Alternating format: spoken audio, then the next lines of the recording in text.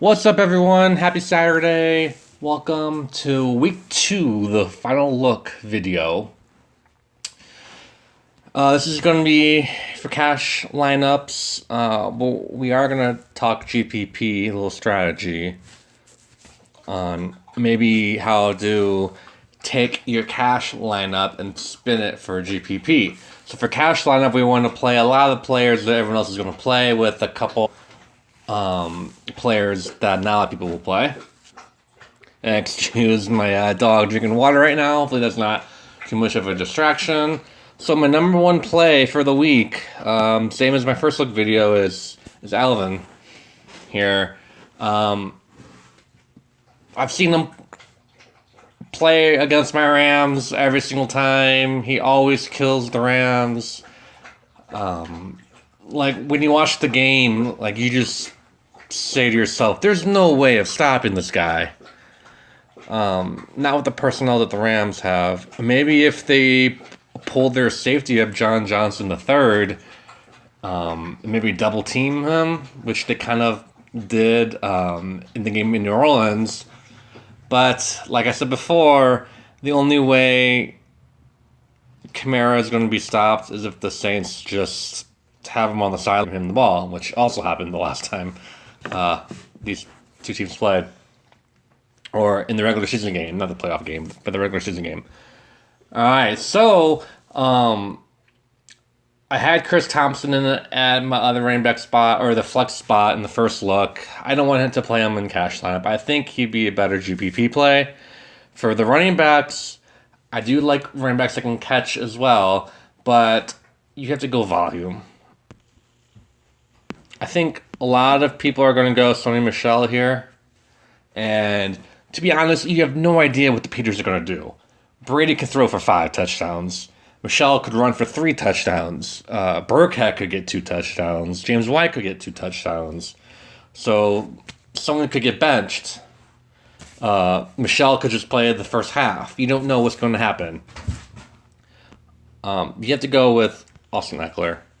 He is basically like Chris Thompson 2.0. He catches, but he also will get 10 to 15 runs in this game. And, so the majority of cash lineups should have him in there.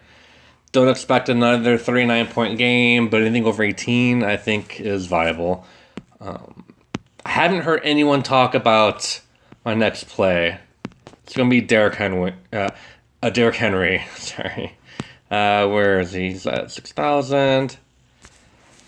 I think people are going to stay away from this game. And I don't expect them to have a 75-yard reception like the last game he did.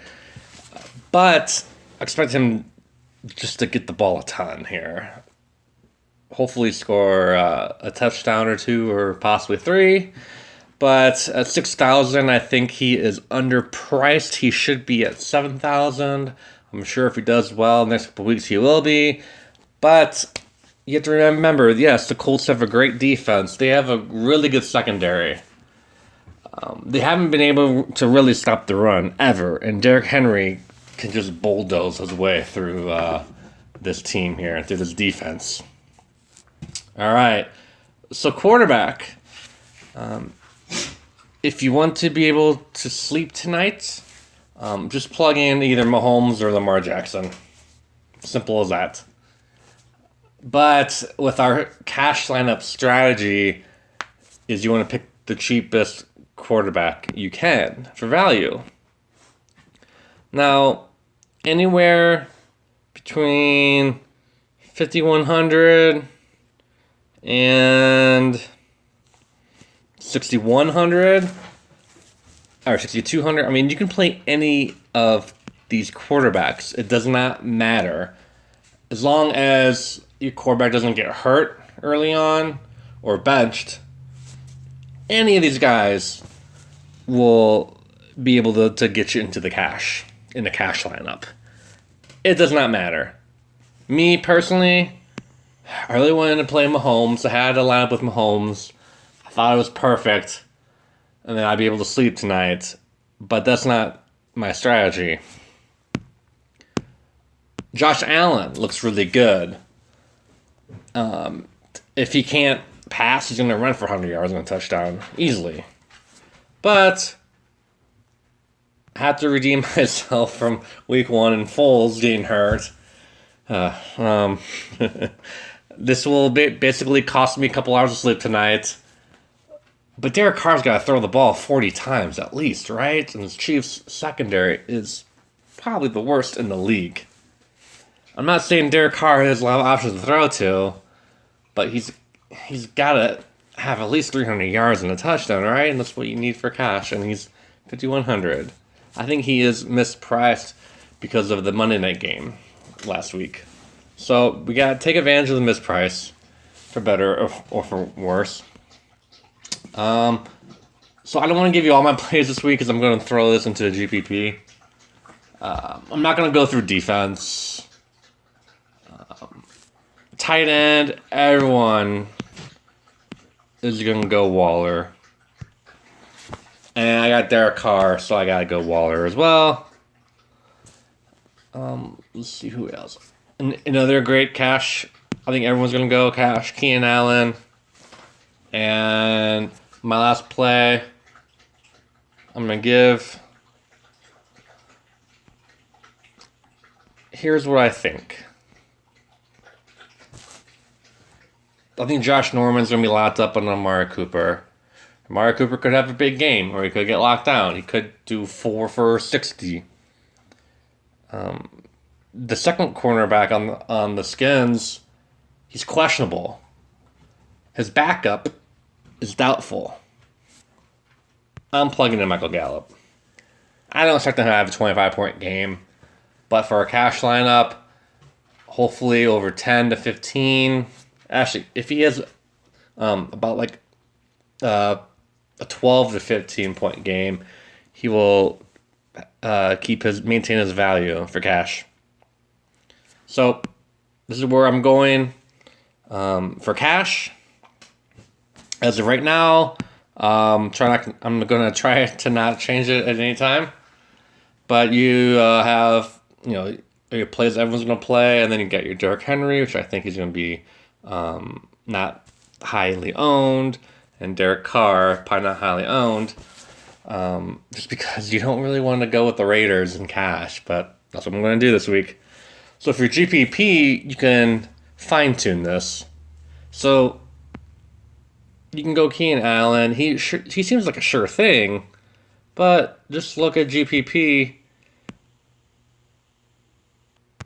Will people forget how good Smith-Schuster is? I like him going up against the Seahawks defense in a GPP. Also, look at this. Stafford is just hanging there for 5,200 at home. I personally don't like to go against the Chargers defense, even though it's early in the season. But Trubisky is game for a huge bounce back. Everyone thinks he just sucks now, and that's not the case. Like, watch him put up 30 points. Big Ben is at home. Goff is at home. I think Big Ben could win some in the GPP tomorrow. I really do. Everyone might think he's washed up at 37 years old.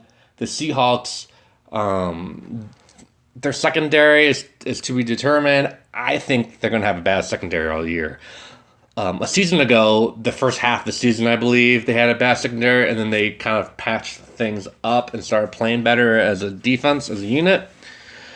But tomorrow, at home, pair them up with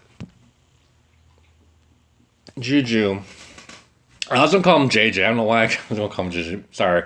Juju. I think will have a huge game. Also, let's say instead of Gallup.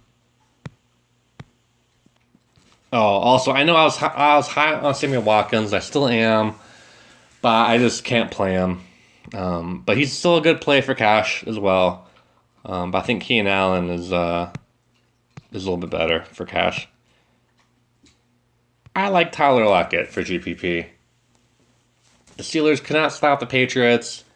Tyler Lockett only had 2 targets last week. He's in line for a huge game. In the slot, he's going to break off a long touchdown, mark my words, 60-yard plus touchdown. I'll take 52 yards touchdown reception here. He could go on reverse and score a 70-yard reverse, a Russian touchdown. He's just too dangerous to gotten bottled up last week. Pittsburgh will not have an answer for him. And, like, this is the start of a good GPP lineup, you know? Also, instead of Eckler, let's see who we can do in the GPP that's close enough. I like Dalvin Cook a lot for GPP. I know everyone saw that the Packers bottled up the Bears offense, but that's the Bears. Dalvin Cook is way too talented. Let's see, though. Okay, and so instead of Eckler, I like Damian Williams as a good pivot.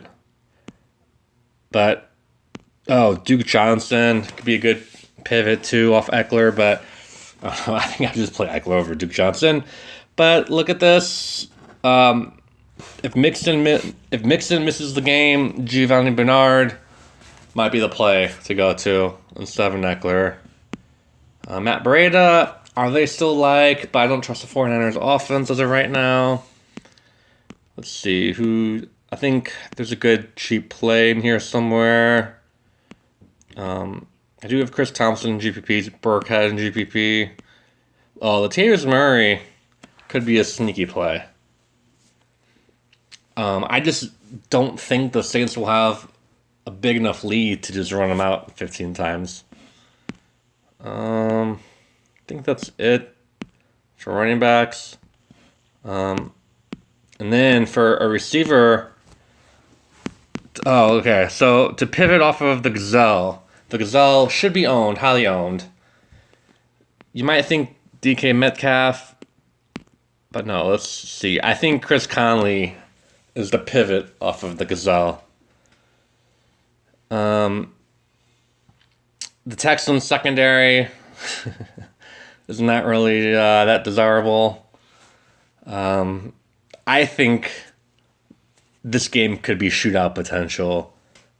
I mean, Jacksonville doesn't have anything to lose at this point, since Nick Foles is out till like week 11. I think Minshew could just chuck the ball all day, all game against the Texans D. I really think that Chris Conley could be a great pivot. Kenny Stills could be a great pivot off of the Gazelle. I mean, Betrell Williams, you'd want him. Hey, no barking.